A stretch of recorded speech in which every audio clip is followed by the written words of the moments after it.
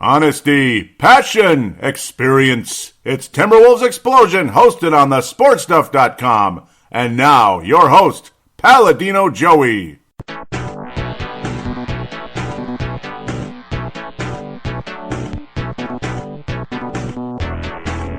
Hello again, Timberwolves fans. Are you ready for the explosion of Timberwolves basketball? I am your host, Paladino Joey, or Joey Awajan. Timberwolves Explosion is available on the sportstuff.com, iTunes, Stitcher, and Double Twist. Hey, back on board once again. It's cloudy out as usual, right? At least there's a teensy-weensy hint of blue in the clouds somewhere. I'm kind of looking out there. Yeah, it's one of those days where it's like 99%, but little peaks of sun here and there. But yeah, okay, that's great that you guys know that, I suppose. Well, we got 4 games to review, 4 games to preview, 8 games remaining in the regular season. Quick update, too. Those of you that know me on Facebook, I was talking about I'm going to step away from podcasting for a little while. Yeah, it's mostly because the spring cleanups are coming up, and, so it's a busy schedule. It's really hard. But, again, there's always possible, rainy days where I'd pop back in. So you never know. I might not miss a whole lot of time, but just giving you a heads up that Timberwolves Explosion, Brave the Wild, shows like that. Of course, Purple Mafia, I'd like to get a draft preview in at some point very soon here for that one. So the 3 shows here that there might be a small hiatus because of the lawn cleanups. It's every year, every April, every November. Those of you that have been listening for many years know exactly what I'm talking about. I don't mean it like I'm stepping away, like I'm out of here for 6 months or longer. So, yeah, let's just get on with it here. 4 games to review. And the Wolves get a split. Yeah, I didn't think it was going to be quite, but then again, I guess I did figure the Wolves to lose to Portland and Indiana, so I guess you make up for it you make up for the horrible loss to the Lakers on the 24th, Friday the 24th. Happy birthday, Paul Tuniverse Caniff. He joins me in the 37 club. I'll be in the 38 club in July. Lucky me, I guess. But Portland, we never beat Portland. We just never, especially over there. And then the in Staples Center, this kind of crap happens. It happens way too much. But winning in the former Conseco Fieldhouse, I'm just making that name. But yeah, winning there, that's extremely rare. And that was a pretty fun game, especially the way the Wolves survived. I'll talk about that shortly. I better get on with it here. So yeah, Friday the 24th of March, the Lakers win 130 to 119, and well, things were going fine. The Wolves were taking a nice lead at the half. Third quarter kind of starts changing a little bit. The Wolves were maintaining their lead for a considerable amount of time, and then Jordan Clarkson started shooting the frickin' ball. And, okay, it's not like he wasn't shooting the whole game because he always does, and he's a valuable player, but he's not this good. This is BS. It's just one of those nights where you shoot the ball and it just goes in, and it's the size of the rim is the size of the ocean. Lakers shoot 61% from three-point range. Isn't that great? But yeah, 8 of 10 for the son of a biscuit, Clarkson. Oh, Vince Germano, yes sir. One of the coolest guys out there on the planet, Mr. Vince Germano, Melbourne, Australia, in the Victoria Providence. You son of a gun, you took us. I was all bragging, all braggadocious. Wolves are going to sweep the Lakers in this little 2-game bookend in these 4. You know what I mean? The first and the fourth. That's when I say bookend. Yeah. Why do I keep explaining it? I'm just boring you. I'm sorry, but I picked a sweep in this 2-gamer, and yeah, there it goes. I got what I asked for, didn't I? I don't know if I was supposed to knock on wood or just say, Jordan Clarkson, please miss, just miss. I'm sick of this bullcrap, and especially when he puts up a fairly ugly shot, and that son of a bitch bounces off the frickin' glass and goes in. Pardon my French. 8 of 10 from three-point range. Come on, that was bullcrap. It just didn't matter. It's one of those games, and the defense sucked, yes, and it was consistently bad the whole game. I mean, they don't just shoot 60% from beyond the arc because the Wolves' defense was great and the Lakers were lucky. A little bit of luck. When you're hot, and so there's a little bit of luck involved, but, you might want to potty up a little bit better. I mean, why are you giving Clarkson open shots? Please. I mean, it kept happening. They kept getting confused. The Lakers would move around, you get the cuts and the backdoor passes, this and that down in the, for open layups, time and time again. I mean, Corey Brewer had a pretty easy night doing that as well. But then you fake the backdoors and outlet up to frickin' Clarkson or D'Angelo Russell or Julius Randle, even old Orange Juice Randle over there hitting half of his threes, 2 of 4. That's not like the highest number ever, but Jiminy Christmas. And, well, I mean, it's a sign of things to come for the Lakers.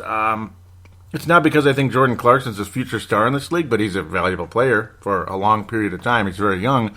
D'Angelo Russell continues to show his value. Wasn't spectacular in the game at all, but still, even in a not-so-great game, was still productive. Got to the free throw line, 15 points, and Clarkson 35 total. But Julius Randle, 23 points, 12 rebounds, and 2 blocks. This is a sign of what the Lakers hope Julius Randle can become. Brandon Ingram still looks as raw as a green apple, and I don't mean a granny apple. I mean, he looks like as raw as an apple in July. And, well, it just is what it is. Tariq Black certainly didn't get the action in this game that he would get in Target Center a week later. Tariq Black, a valuable guy off the bench, energy guy, physical, and pretty powerful as well. No action at all. But it's frustrating seeing Brewer getting like easy layups, dunks, whatever, hitting a 3-point shot and getting 12 points off the bench when he basically had almost zero time with the Lakers. And all of a sudden he's a starter a week later. So Brewer, obviously he's a good player. So I don't know. I mean, the Lakers should play him a little more. And I understand you want the young guys in the game. But Julius Randle, again, like I said, showing signs of what the Lakers would want him to be, being a high lottery pick. You want Julius Randle to be more productive than he's been. I'd say he's been slightly disappointing so far. You got the ACL deal just like Jabari Parker, so it's like it slows your career down dramatically when you have an ACL really early like that. But, damn, I mean, you're hoping to get a little more out of Julius Randle, but he's starting to show signs. Okay, point made. The Wolves, again, it was a fun game. For 3 quarters, Andrew Wiggins was about what I expected. I mean, he was outstanding, 36 points. I'm not surprised to see Andrew Wiggins play well in Staples Center. I'm not surprised to see Karl Anthony Towns play well in Staples Center. Even Rubio getting 15 assists, and you're going to hear the name Ricky Rubio time and time again throughout this show. Chris Dunn, same thing. 11 points off the bench, was very solid out there. Got a lot of minutes with Ricky Rubio. Added only 2 assists. He was kind of playing shooting guard, you could say. And that's basically what Chris Dunn was doing out there. Tyus Jones, time at shooting guard, time at point guard. Both Dunn and Jones with 3 steals as well. Even Dunn adding 2 blocks. The guy, again, his man on defense is fantastic. And we've talked about it time and time again on this show throughout the entire season. Regardless of how good you think he is at running an offense, he's done a very good job at staying on his man most of the time. Though, in this particular night with Jordan Clarkson, it seemed like it didn't matter. He was hitting everything. But at the same time, it's kind of on everybody. Tyus Jones, Chris Dunn, Rubio, whoever, and keeping up with Clarkson. Brandon Rush, of course.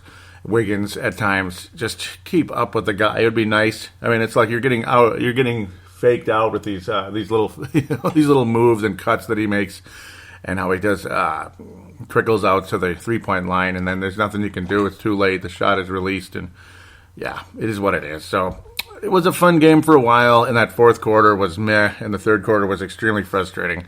And the Wolves just on the other end couldn't get the job done, and that's all she wrote. 130 points scored by the Los Angeles Lakers in Los Angeles for a loss. So, yeah, you get the idea. Saturday the 25th at Portland. Yeah, it just the Wolves never win. 112-100. Portland Trailblazers look pretty dangerous going into the playoffs, if you want my honest opinion. I think they're a dangerous little club. You got that backcourt that can score with anybody. 32 for CJ McCollum again. He's definitely a new Wolves killer. And you know what?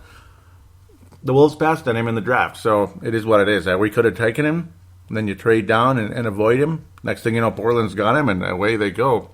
Damian Lillard, of course, nothing you could do with that one. He didn't have a great game, and he's kind of coming back from injury over the course of the last couple weeks here. So he's been kind of slow, but on occasion, as the big games, didn't have a huge one in this one, but was good enough. McCollum just devastating from beyond the arc, and just overall 11 of 13 from the floor. 4 of 5 from three-point range, made all 6 of his free throws, and it's just like, whatever. He was a little sloppy here and there, but overall, just, CJ McCollum, a definite Wolves killer, without a doubt. This was not a fun game to watch, because just the whole time, you never got the vibe the Wolves were going to win the game.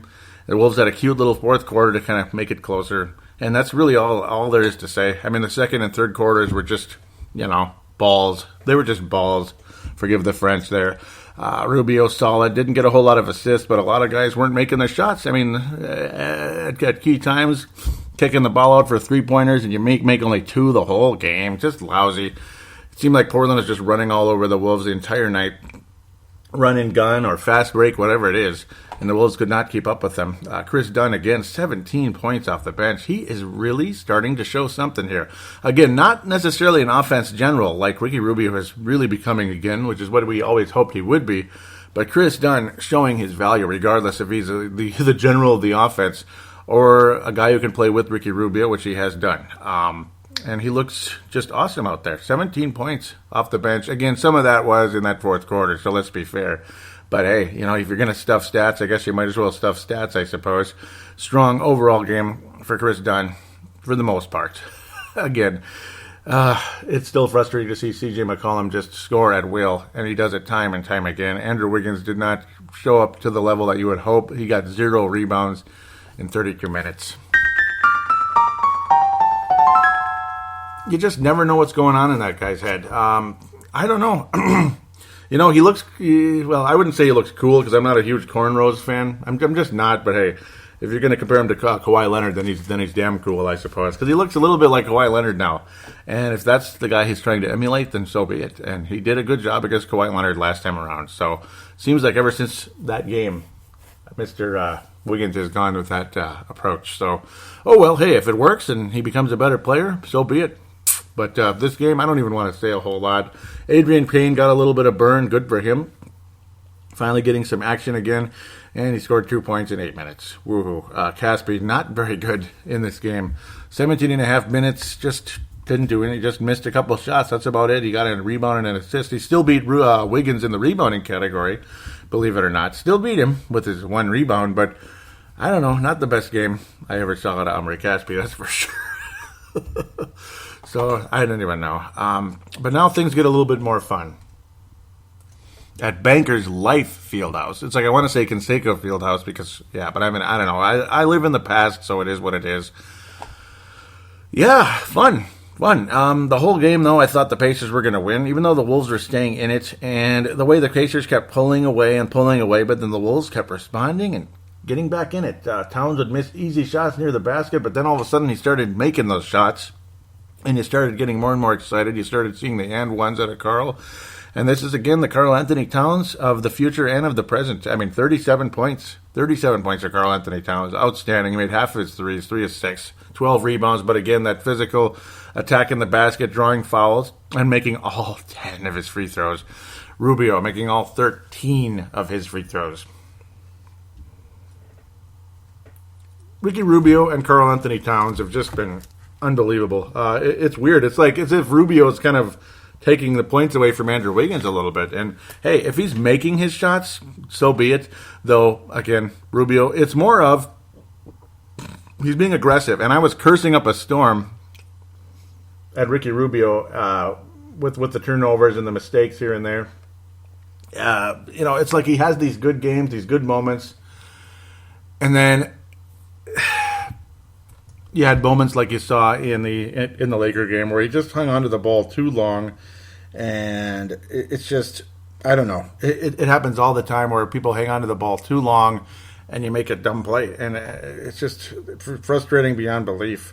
So, and that took place in the again in the Laker game, and it cost us down the stretch. You end up forcing up a stupid shot, and then that was the end of it. Just like J.J. Barea pounding the ball, all that one. It's like you had moments like that, and where I was ranting again also with the Spurs game. It was a week ago. I'm confused if it was a week or 2 weeks ago, but it doesn't matter. The game happened when it happened, and the whole point is that it did happen, was how people weren't afraid of Rubio, and you take away the passing lanes. But see, now you're seeing Rubio getting more aggressive going to the basket again. And it's like you knew it's there. You knew he can do it because he's done it before. So why wasn't he doing it? And that's what drove a lot of us crazy. But in this game, you saw him getting to the basket and drawing those fouls. And there it is. And, of course, the three-point shot near the end of the game that drew the ire of Nate McMillan. Multiple calls down the stretch against the Pacers that got the Pacers coaches and stuff and players going ape-leap on the sidelines. And, well, we'll take it. Regardless, it's a close call, and it went our way, and we'll take it. Absolutely. But Rubio showing his value throughout the course of this game in terms of, again, attacking the basket. And that's what creates more offense for players out there, because you can space the floor a little bit when there's a little fear that the point guard might do something with the ball other than just look for a pass, because that's going to be a turnover at some point. I mean, you got to keep the defense honest somehow, some way, and Rubio did a good job of that, and that helped the Wolves win this basketball game. It is kind of sad to see Omri Caspi not be as good right now, but then again, what do you expect? I mean, he hadn't played for a long time, kind of been in and out. He had the broken bone in his hand, stuff like that, in his finger.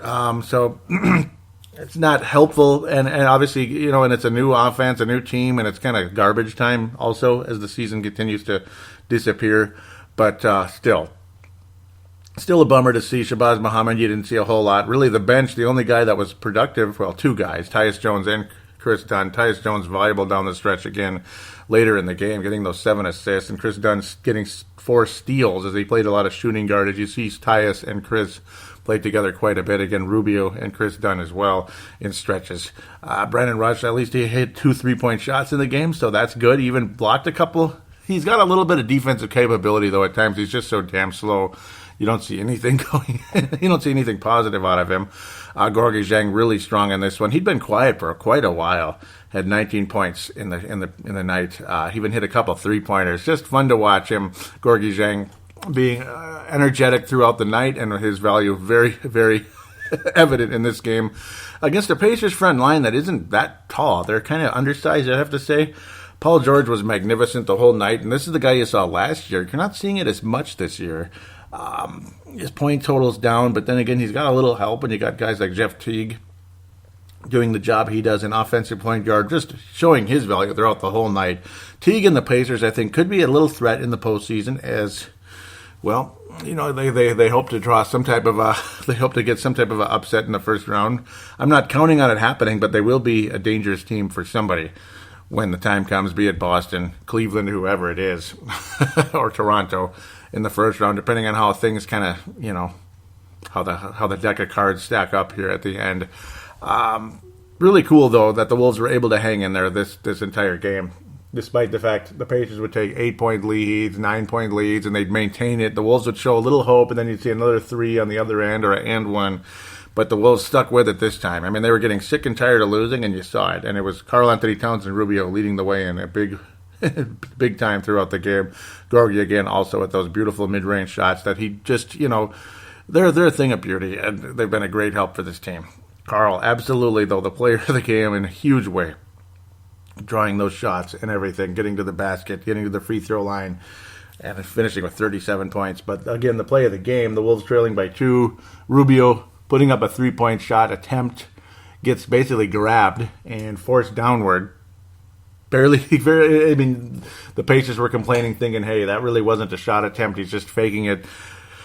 Whatever it was, they called it, and Rubio got 3 free throw attempts, made all of them, and the Pacers just, you know, the defense for the Wolves was good enough. Monta Ellis did able to get a shot off, but luckily it clanged off, thank God. As Ellis, certainly not the guy he was with Golden State years ago, missing all 3 of his 3-point shots, but he did finish with 19 points in a starting role in this game. So nice to see Monta Ellis kind of back in form again, but did not make a single 3, which is kind of crazy, considering he was a splash brother at one point. He really was before Mr. Klay Thompson took over that position on the Golden State Warriors. He was an early splash brother, but probably just too small, and you figured there's no defense in this backcourt with Monta Ellis and Steph Curry. So you get Klay Thompson, who can shoot threes even better and play good defense. So that's why the Warriors are what they are today.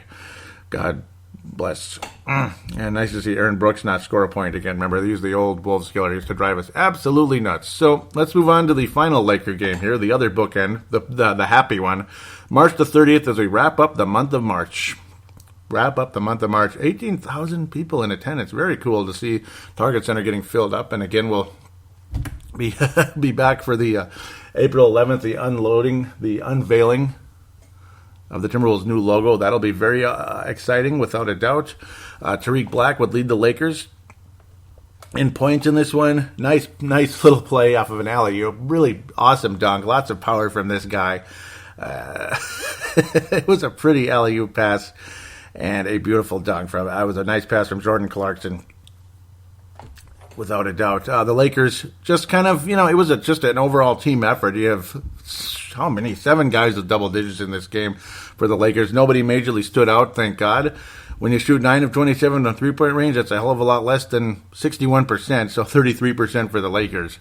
And that's the difference this time around. I mean, you didn't have Clarkson nailing shots, and then you had Rubio attacking the basket. You had Rubio hitting 2-point shots, mid-range jumpers, and they looked beautiful. Nice to see. And then 4 of 5 from 3-point range. Huge difference maker. Ricky Rubio, 33 points in this game. Yep, a career high for Ricky Rubio. He had 20 in the first half. Career high for a half as well. So an overall awesome game for Rubio. Only 10 assists. What the hell? Come on, Ricky. But yeah, he was scoring. So if Ricky Rubio is going to score 33 points, we can settle for 10 assists. That's a pretty good number anyway. Double digits. You're seeing Rubio's season average climb. Ricky Rubio now at 9 assists a game and just under 11 points a game. So nice to see the season statistics jumping up during the course of this nice second half of the season for him. Overall, strong, awesome game for Ricky Rubio. Fun to watch for anybody that is a fan of the guy. And you know what? For those of you that did rip him earlier in the year, myself included, I say you do not have to apologize. But as long as you're able to acknowledge that, well, he has stepped up wonderfully in the second half, and he's been a very valuable player, and also the very likelihood that he will be the starting point guard next season, at least going into next season. We'll see where things go with that. We're going to talk to Hank McCoy on Facebook about that later on, and Vince Germano. A definite debate going on. It's like a Rubio debate, but this is definitely Grande Rubio during the course of this show. Just a Grande performance throughout this week, and it finished very strong against the Los Angeles Lakers. It's like the new big three right now. It's like Zach LaVine, who? I mean, when Ricky Rubio is actually making his 3-point shots and he's scoring 30 points, Karl Anthony Towns at 32 did not get the double-double. Man, if only he could have gotten one more rebound, but Gorgie was scooping all those up. 15 in this one, 6 assists. What a fun night for Gorgie Chang. The last couple nights in these wins, Gorgie Chang has been just a thing of beauty, and it's just, he's led the team in minutes the past 2 nights as well. Andrew Wiggins leads the entire league in minutes right now. Him and James Harden, Jimmy Harden, leading the NBA in total minutes on the season, believe it or not. Wiggins with 27 points. So there's your big three right now. Rubio's part of the big three. Kind of cool. Unexpected, but hey, if he's going to score at this clip, we'll take it. If he's going to keep getting 20-point games, 16-point games, that's nice. I mean, just imagine if Rubio averaged 16 points a game and 11 assists. That's an all-star. At least it's a borderline all-star, I have to say. Again, how Karl Anthony Towns did not make the All-Star game this year is just beyond me. I don't understand it. I mean, the numbers are there, the talent is there, the personality is there, the entertainment is there. How Karl Anthony Towns did not make the All-Star game, I don't understand. And that is not a homer take, that's an NBA fan take. How the hell did Karl Anthony Towns not make the All-Star game? See, Andrew Wiggins even has at least, the scoring ability to be an all-star. He's averaging 23 points a game, and he was averaging 23 points a game at the all-star break. Karl's just continues to climb. He was in the upper 23s. Now he's almost averaging 25 points a game in his second year in the NBA. So Karl just... there will never be another season where Karl doesn't make it unless he plays till he's like, Garnett's age and he's super duper old. That's the only way he wouldn't make the All-Star game from here on. Or pray to God he just does not get hurt. Please, Lord, please, knock it on wood, but please, never, please. Karl, just again, I love when he attacks that basket. He is a David Robinson type of guy with a little bit of extra going on. He doesn't have the polish of a David Robinson yet, but David Robinson was in his mid-20s in most of his ultra highlights in his great season, mid to upper 20s. So Karl's not quite in his mid to upper 20s yet. Just wait and see when that happens. He adds a little polish. When you get a tiny bit older like that, some of your athleticism fades, but you get all these tricks, you get all these moves, you get more strength. You get more calls from the officials, this and that. Maybe you're a little bit quicker mentally. Of course you are. And then next thing you know, the guy's averaging 30 points a game. And I think the odds of Karl averaging 30 points a game in his career, higher than people may have thought coming into the draft. That's for damn sure. Coming into the 2015 draft. Crazy. Andrew Wiggins, I think he'll average in the mid-20s in his career as well. 25, 26. But Karl could be in his upper 20s if this continues. It's been a beautiful, beautiful thing to watch all season. And this was another night where you got to see what Karl can do out there. time and time again. The Alpha Wolf Award is going to Ricky Rubio. Of course, the honorable mention to Karl Anthony Towns. He wasn't spectacular in the Portland game, but really nobody was. I mean, that Portland game stunk, to be quite honest. Chris Dunn put in some garbage time points, but he still was solid throughout the entire game. This was Chris Dunn's quietest game, yet he still managed to add 6 rebounds and 5 assists and 3 steals. So again, Chris Dunn showing value. There's a reason he was in the game last night, even though he wasn't scoring. He was doing other things. In fact, getting the 5 assists he wasn't getting the whole week, to be honest. How Tyus Jones managed to get 4 assists in only 6.5 minutes. Just awesome. That was cool. He just was in there, and he was making plays for other people and raising morale for the team. And I just love Tyus Jones. I love Tyus Jones. And I hope his brother comes to the Gophers. He may or may not be going to Dayton now. But I don't know. Trey Jones. I don't know, though. I don't know. Let's not get our hopes up. Maybe the Wolves will get lucky and draft the guy. Because the defensive capability. Definitely different players, that's for sure. So we'll just let things develop as they do. Keep an eye on the Oregon big man, too, maybe going into the draft. The Oregon big man, the Final Four weekend. Keep an eye on that guy. Timberwolves, yeah. Wouldn't that be nice? So there it is. Alpha Wolf to Ricky Rubio. Honorable mention to Karl Anthony Towns. The Johnny Flynn Memorial. Oh boy, I would hate to give it to any of these guys on the bench, but I guess Omri Caspi, because it's a very soft one, or Brandon Rush. I mean, Brandon Rush is kind of invisible, but then again, he does provide that little defense here and there. And, he's kind of in that Garnett role where he'll start, but he won't get a whole lot of minutes like the Garnett, later career role. He's kind of in that role right now. And there's a lot of guys that obviously they're not 40 years old, but they'll be a starter, but they'll play less minutes than the guy off the bench, like a Chris Dunn or Tyus Jones, depending on the situation. Lately, it's been Chris Dunn, and he's been deserving those minutes. But really, Shabazz Muhammad and Omri Caspi, I hate to give it to either one of them, but it's a very mild, moderate Johnny Flynn Memorial. Not really visible this whole week, to be quite honest. Kind of sad, but it is what it is, and we're just going to have to give it to him at this point. Let's take a quick break, preview the almost Final Four. It's the next Final Four games. 2 fours coming up to wrap up the season. Again, the Final 4 games of the season I may or may not get to until later on, depending on, weather and work. Weather and work. W and W. So we'll just get to that when we do. Hey, I'm fine keeping Ricky Rubio into next season, but certainly if it's not Ricky Davis syndrome right now.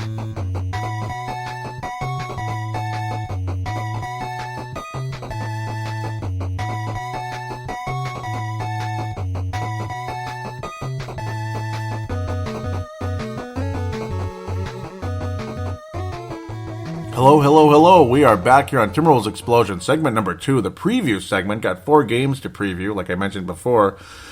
Not a bookend this time, but we're playing Portland twice, the second game and the fourth game. We're making up for the whole, condensation gate back in March. That was fun when it was raining really hard, but I don't know. I don't know if that had to do with anything, but it had to do with something, I guess. The ice was melting underneath the basketball court, underneath the floor, so, yeah, well, we had to push it to here. So now when the Wolves head to Golden State or to Oakland, the Oakland area, San Francisco and Oakland area to play the Warriors in the wonderful Oracle Arena, which, we had success in last season in April. Can we do it again? It's going to be a little harder now because of the stupid back-to-back performance, but we'll see. Maybe we'll have some fun. We'll have Gold Diggers 2.0. Wouldn't that be cool? But I suppose the Wolves' gold digging already took place in Target Center this year, so at least we beat the Warriors once the last 2 years. Can we do it twice this year, though? Woo, wouldn't that be something? All right, so what's Ricky Davis syndrome? For those of you out there, maybe you weren't around. You'd have to be pretty damn young, but no, okay, I'm just kidding. Yeah, Ricky Davis was on the Wolves back in 2006, and years ago with the Cleveland Cavaliers, Ricky Davis had a really nice surge late in the season, and it brought his numbers up, and everybody thought, wow, this guy's something, so everybody's got to go after him, blah, blah, blah, blah, blah. The Wolves made a offer sheet to Ricky Davis. Cleveland matched. Oh, goody, thank you very much. Then he wound up getting traded to Boston. I can't imagine why Cleveland would trade him. And then the Wolves ended up getting him from Boston, and the Wally Zerbiak and Michael Tasery, whatever his name is, Michael Olowokandi trade, and that was the trade of the century that sent the Wolves a downward spiral that we're still stuck in, but we're coming out of it pretty soon. But Ricky Davis syndrome, again, is those little late season surges. with a non-playoff team. In this case, the Wolves are still in the mix, so it's not quite a great comparison, but I don't know. As long as it's not Ricky Davis syndrome. I'm more saying that tongue-in-cheek. I think Ricky Rubio, this is more sustainable, and this is what we saw Ricky Rubio becoming going into that draft years ago, was a nice floor general. And maybe, somebody could develop a little offense. And plus, you saw he is quick off the dribble. Part of that was in the past. He'd get injuries, ankle injuries, and an ACL doesn't help either. Years ago now. But the stupid ankle injury right after the $55 million contract, that's really what's derailed Ricky Rubio in his career. It looks like now he's healthy, consistent, confident, all that. He's been healthy for a significant amount of time. Thank God in heaven for that. And now we're seeing something out of Rubio that we weren't in the past. So there it is. We're seeing, better versions of what we did see when he was at his earlier peaks in his career. So there it is. That Ricky Davis syndrome is something the Wolves are hoping to avoid this time around. He's already signed, though, so we don't have to sign him to $90 million or anything. He's signed for $55. Minnesota will host the Sacramento Kings. The history against this club kind of checkered, but the Wolves, they often beat Sacramento, but they often get beat by Sacramento as well lately. It's kind of weird. The Wolves win their 30th game last night against the Los Angeles Lakers, so the second time in the last 13 years, the Wolves win 30 games. Second time in the last 13 years, the Wolves win 30 games.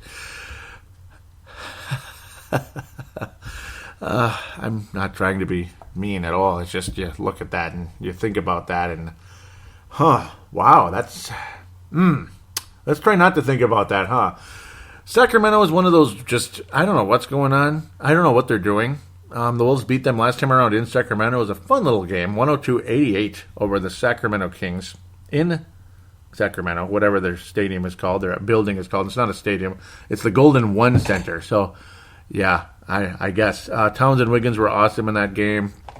You also had Bielitsa with a strong, solid performance. Shabazz Muhammad with his usual double digits and all that. That was Feb 27.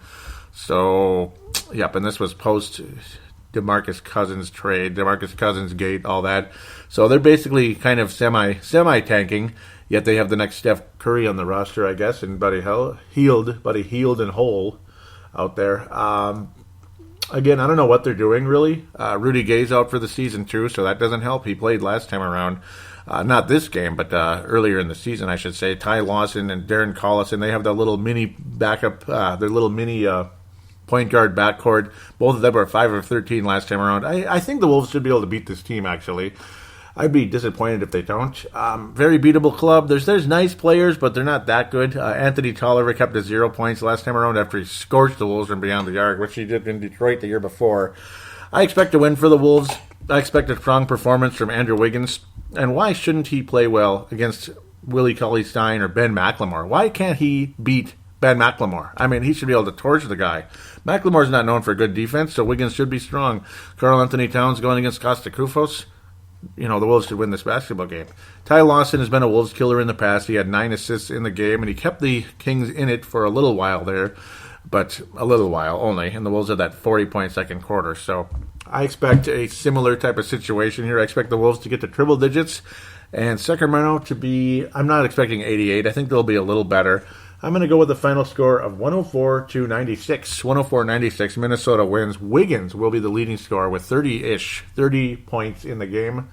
And Carl will get his double-double range. Rubio will get double-digit assists, something along those lines. 104-96, Minnesota over the Sacramento Kings. Now we move on, moving right along, which I think is a good idea sometimes. Minnesota will play the Portland Trailblazers. I hate it. I hate this team. They're too tough. They're just... But this is a home game. Will this be the Wolves' lone victory against this club?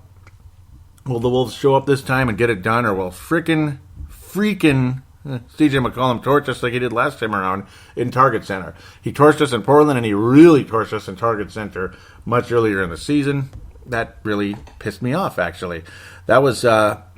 back on New Year's Day. Portland only had 95 points in the game, but frickin' McCollum just torched the club. So it is what it is. Of course, again, March the 6th, put a red line through that one. It's over. It's over, Johnny. And that's this one right here, April the 3rd, finally catching up to that one. Crazy to think, actually, that we're only 2 games into the series. Isn't that weird? 2 more games to be played. Again, we get in the bookend here. Can the Wolves gain a split in this season series? No. Can they get a split in this? Can they get a split in this little week here? Yes. I think the Wolves can win against Portland. The Blazers have not clinched a playoff berth, though, so they have a lot to play for. The Wolves are still in it. They're not mathematically out, but they might as well be. I mean, they're too far back, and that's not trying to be mean or like a jerk about it. It's just kind of is what it is. Portland should make it. I'd be shocked if they didn't. And again, they have something to play for. The Wolves may or may not be mathematically eliminated by this point, depending on wins from other clubs, not even just us. Like if the Wolves win all their games, they still could be eliminated because other teams winning. And Portland has just been playing phenomenal basketball. I'm actually ready to pick the Blazers to win both of these games, to be quite honest. I'm about ready to do it because it's a crappy matchup. And if the Wolves do win either one of these games, it'll be the home game. I mean, the Wolves played better at home than in Portland. We never win in Portland. Once every 2-3 years maybe, we'll win in Portland. And again, you play them twice. So it's like you have two chances to win there. But it's rare. It's very rare when the Wolves win there. Maybe every 2 to 3, 4 or 5 years, the Wolves win in Portland. It's not very often. Lillard is what he is, but CJ McCollum is the one. And he's going to get 30 points again. Lillard, if he gets 30 and the Blazers backcourt combines for 60 points, I mean, there's no way we're going to win the game. Again, they've been playing phenomenal basketball. They are meant to make the playoffs. They blew out the Knicks. They beat us pretty good. They crushed the Lakers. They beat Denver by 9 points. And they put a pretty good whooping on the Houston Rockets recently, too. 117-107. Are you kidding me? Wow. Portland Trail Blazers are serious, and I think they're going to keep the win streak going. They're going to beat Phoenix at home. In Minnesota, it's like it's a possible trap game for the Blazers. That's my hope. I don't like this matchup. I really don't like it at all. Man, I'm trying to see. We play Golden State. So I think, for any hope for the Wolves to go 500 in this little 4-gamer, this is the one to do it. I don't think the Wolves will win in Golden State the following night, back-to-back. I just don't see it happening. I'd be very happy if they do. And then TNT on Thursday the 6th. I don't think so. I think Portland wins that one. If the Wolves do, good for us.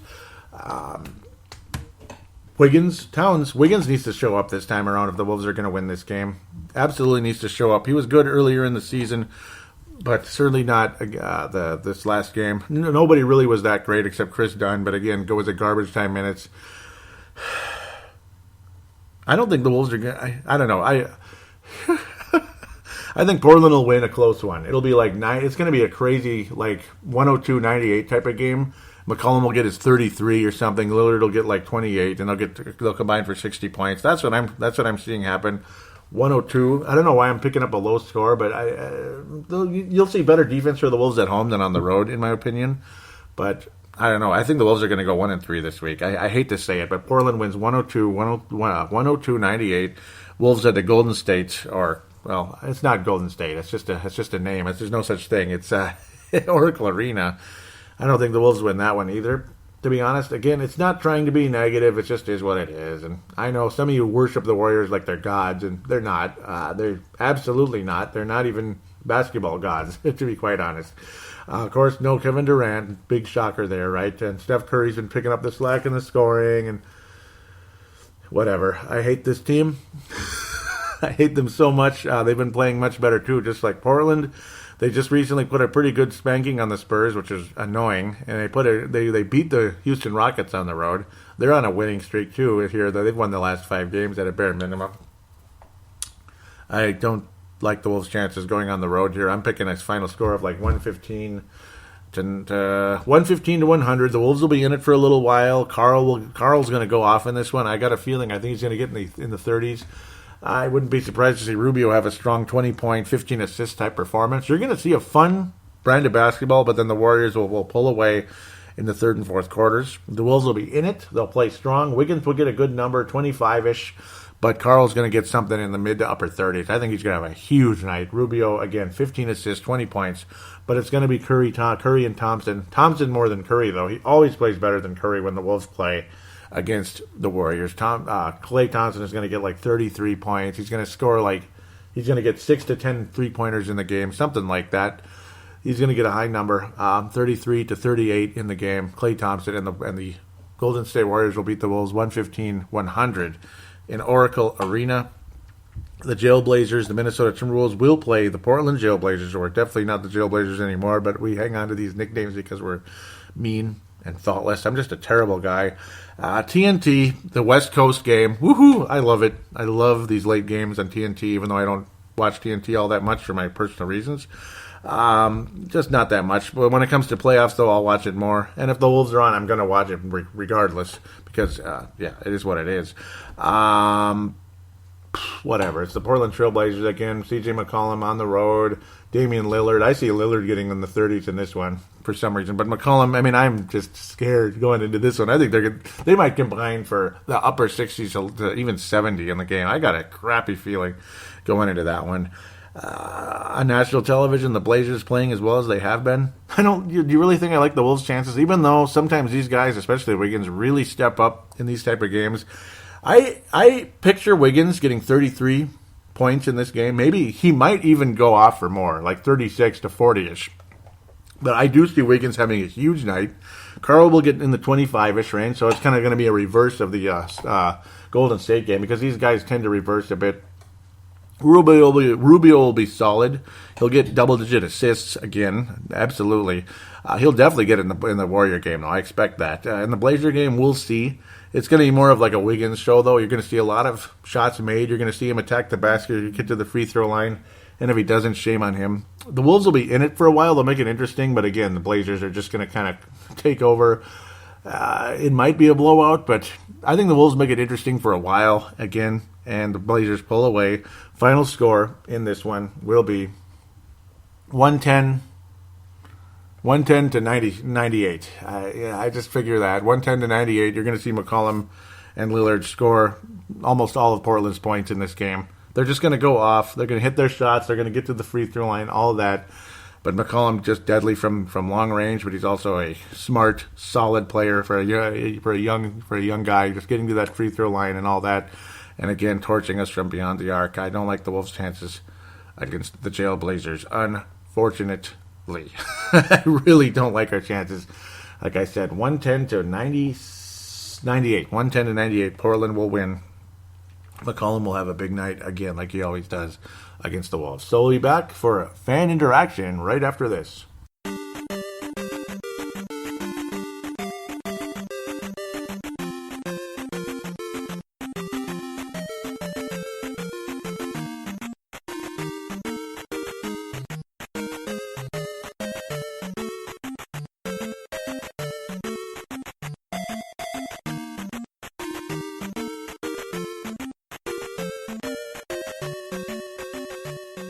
And we are back here on Timberwolves Explosion, segment number 3, fan interaction, and we wrap this sucker up for a little while anyway. We'll see what happens. We'll talk about that at the end.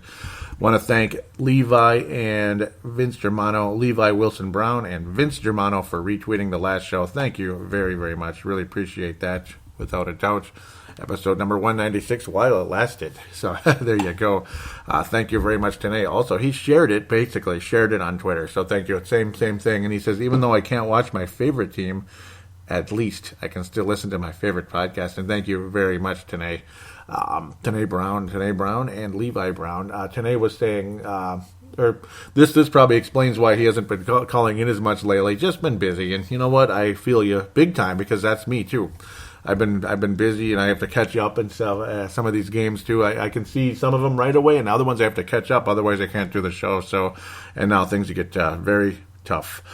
Save Your Sanity says he shared my thing where I said bleep you Clarkson. I was getting tired of freaking Jordan Clarkson hitting those threes.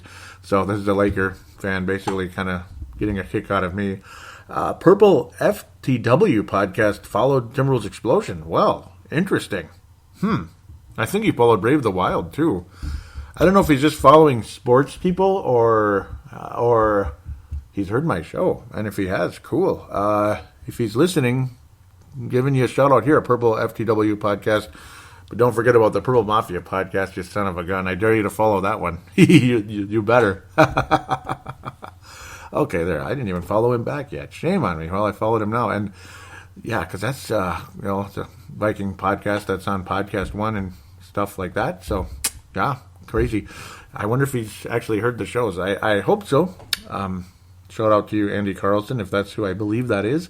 Levi Brown says the loss against the Lakers tonight, I would rate as second worst loss of the season.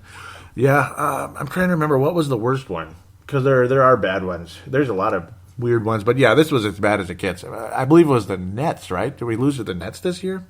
That's some BS. And of course, the Sixers, we always lose to them for some reason. Levi continues saying, I'm saying that some of the shots Clarkson was making were like 1 in 10 at best shots. Yeah, that's stupid garbage off the glass. That was not done by design. It was a bad shot, and it bounced in.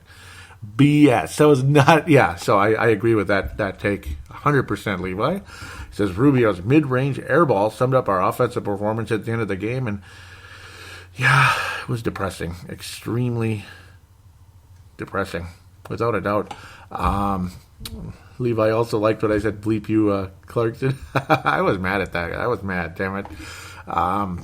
Levi says, I like Rubio and Dunn, the Rubio and Dunn backcourt while Levine is injured, as long as they both keep up their shooting improvement. And absolutely, and of course, Dunn has been very, very strong indeed on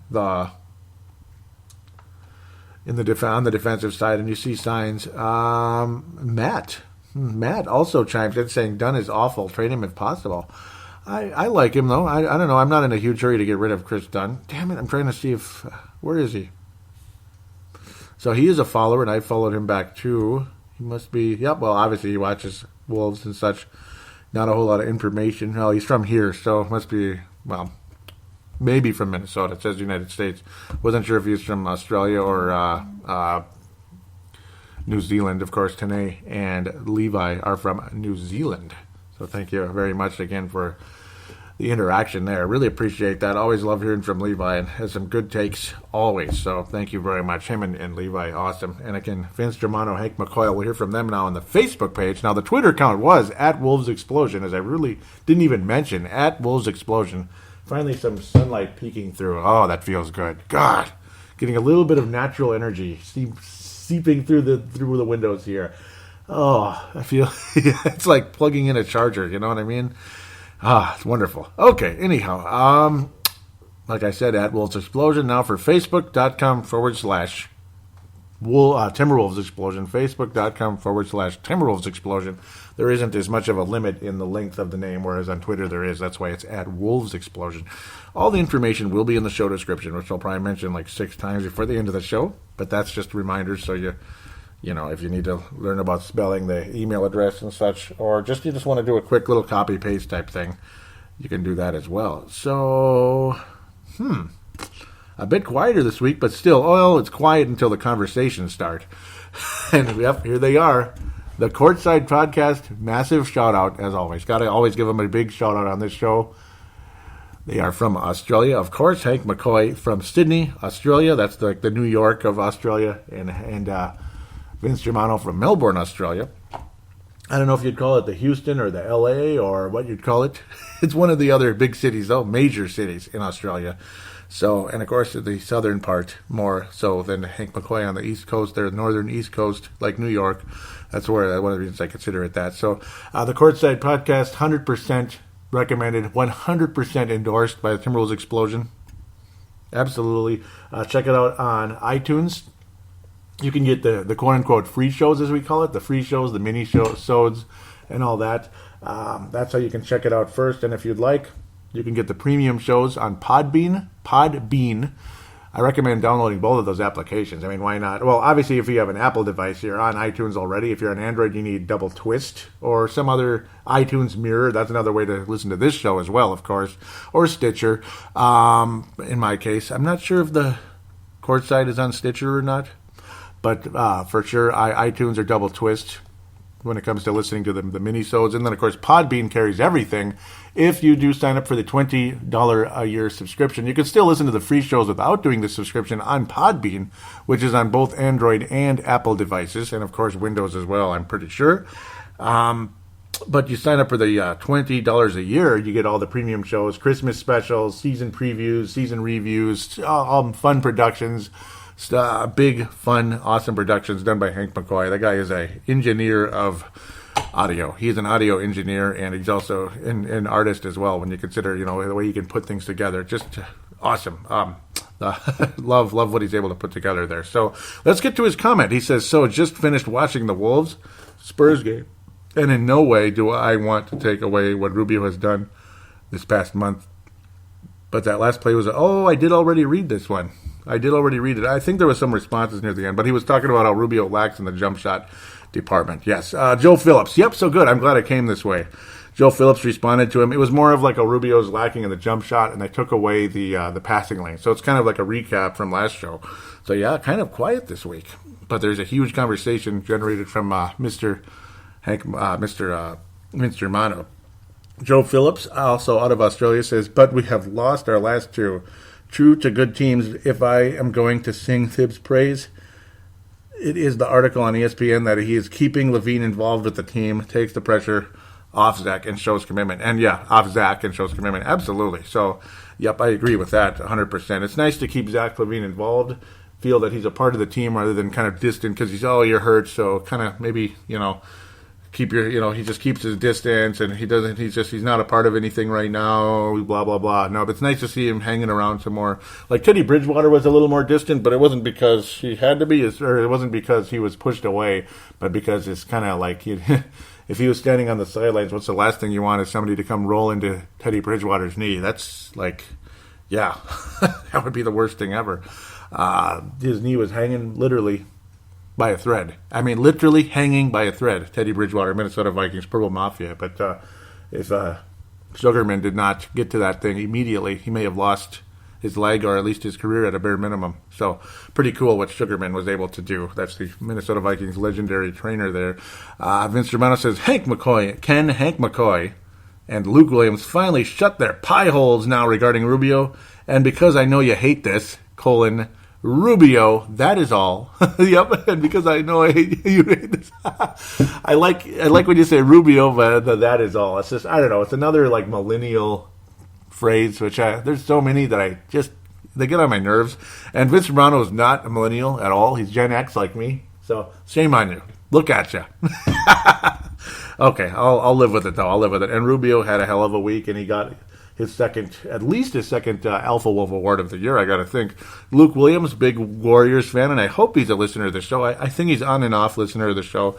Hank McCoy, a Memphis Grizzlies fan. Vince Germano, a Los Angeles Lakers fan. Luke Williams says, One decent game against the worst team in the West, and you want us to bow down? Okay, I upgrade him from Spud to Scrub. Oh, look at you. Look at you, Luke. He's been good for a little while now. Hasn't he been a couple of months here? So I don't know. Hank McCoy says, traded next season. And Luke says, for a pack of twisties. A pack of twisties, wow.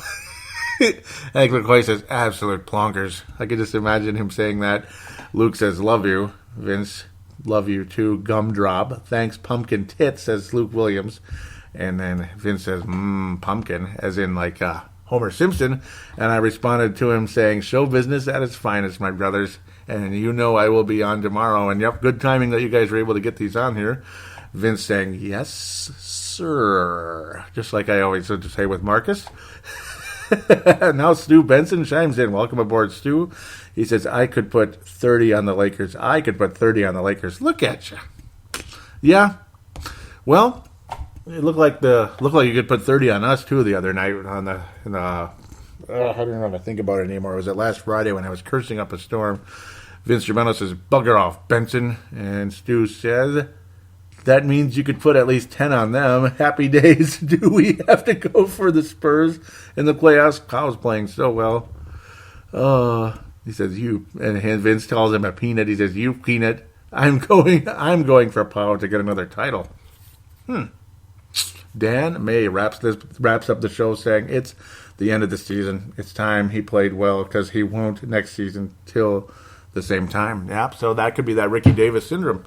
Maybe. So Dan May, very skeptical of Rubio's current good play. I mean, I'm skeptical to a point, but I'm encouraged because this is better than he's ever been. So you never saw him play this well. So it's a good sign.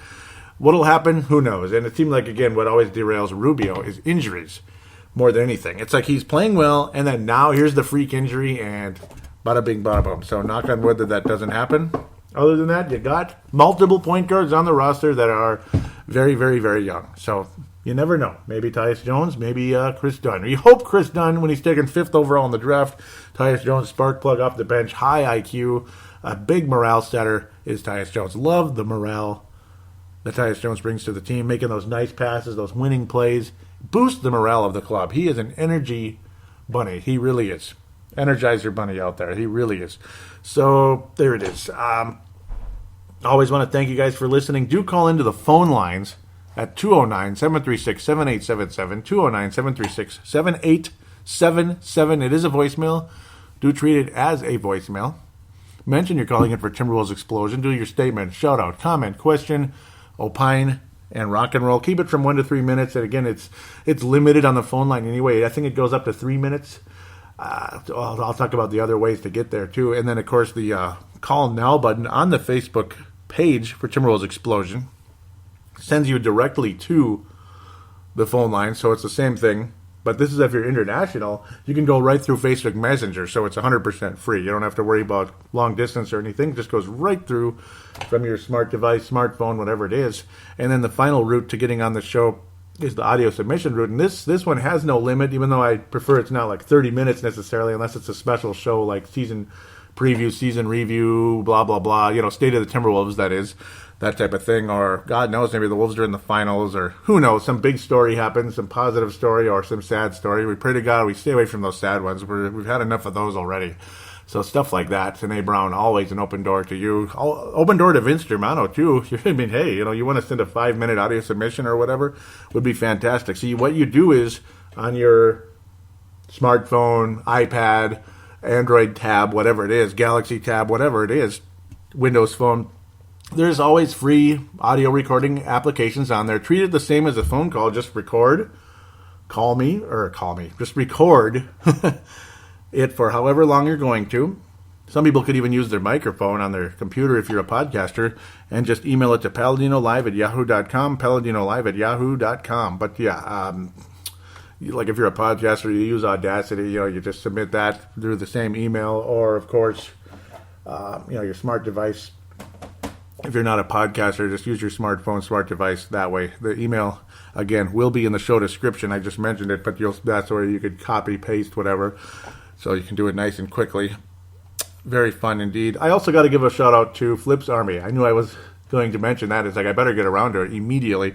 Flip's Army, always kind enough to let me post on their page, post links to Timberwolves Explosion on their page. Fun to do in-game threads, and as stories break, this and that, or just random conversation. I'm not going to get into every conversation you see, because some people just post silly stuff. But Trevor Wickerin, wonderful admin and owner of that page, creator of that page. Thank you. Always a real nice guy as well. Friends with him on Facebook and all that, from northern Minnesota. Loves my nature picks. I believe he's a listener of the show off and on, maybe all the time. Others out there, thank you very much. Shout out to Jeff Johnson. Always love that guy. Real nice guy from Edina, locally. Just want to say thank you for your listenership, your support, all of you, Australia, New Zealand, locally here, New York, China, if she still listens, others out there.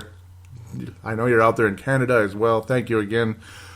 Please tell your friends about the show. It would be greatly appreciated. Please give a positive rating on iTunes if you could. It would be greatly appreciated as well. Stitcher.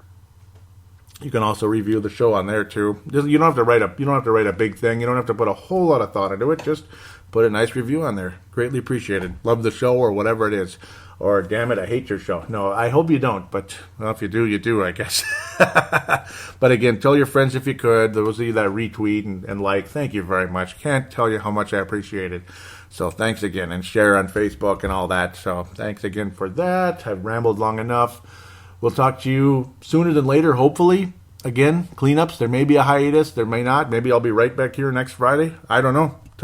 We'll see what happens. But if not, you'll know why. It's because I'm busy doing lawn cleanups, and that's gotten started. I'll try to do my best to keep up with the postseason like I do every single year. We'll eventually get into draft conversation and all that.